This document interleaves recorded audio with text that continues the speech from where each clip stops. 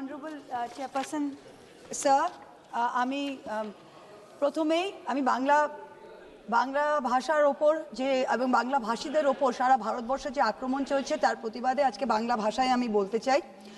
আমার নির্বাচনী ক্ষেত্র কৃষ্ণনগর করিমপুর রেল লাইন, যেটা বহুদিনের দাবি মানুষের। মমতা ব্যানার্জি যখন রেলমন্ত্রী ছিলেন তখন এটি রেল বাজেটে তিনি উল্লেখ করেছিলেন। সেই কৃষ্ণনগর করিমপুর রেল লাইন 12 লক্ষ মানুষের দাবি। আমি যখন 2019-এ প্রথম এমপি হই, আমি এটা রেল মন্ত্রকের কাছে বলি যে এটা খুবই আবশ্যক, এটা আপনারা করুন। অশ্বিনী বৈষ্ণবজি মানে মাননীয় রেলমন্ত্রী, তিনি 2 কোটি টাকা স্যাংশন করেছিলেন একটা ফিজিবিলিটি স্টাডির জন্য এই রেল লাইনের। সেই ফিজিবিলিটি স্টাডি ডিসেম্বর 2023-এ শেষ হয়। তারপরে আমরা কোনো খবর পাইনি।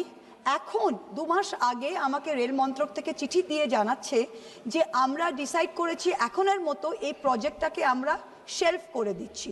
শেলফ মানে আমরা এটা পার্ক করে দিচ্ছি, এটা এখন আর সম্ভব হবে না। তো আমি জিজ্ঞাসা করতে চাই যে রেল ভারতবর্ষের প্রত্যেকটা কোনায় মানুষ থাকে, যেখানে রেল নেই সেই কৃষ্ণনগর করিমপুর যে রেল লাইন, এটা 3টে বিধানসভার ওপর দিয়ে যাবে, 12 লক্ষ মানুষ। তা আপনাদের একটা ইউনিভার্সাল সার্ভিস অব্লিগেশন আছে। রেলের ম্যান্ডেট কিন্তু শুধুই প্রফিট নয়, আপনারা এখানে প্রফিট নাই বা করলেন, কিন্তু ইউনিভার্সাল সার্ভিস অব্লিগেশনে এই রেল লাইনটা আপনারা ইমিডিয়েট যদি চালু করেন, সেটা শেলফ করে আবার আপনারা এটার করুন। অনেক ধন্যবাদ। Thank you.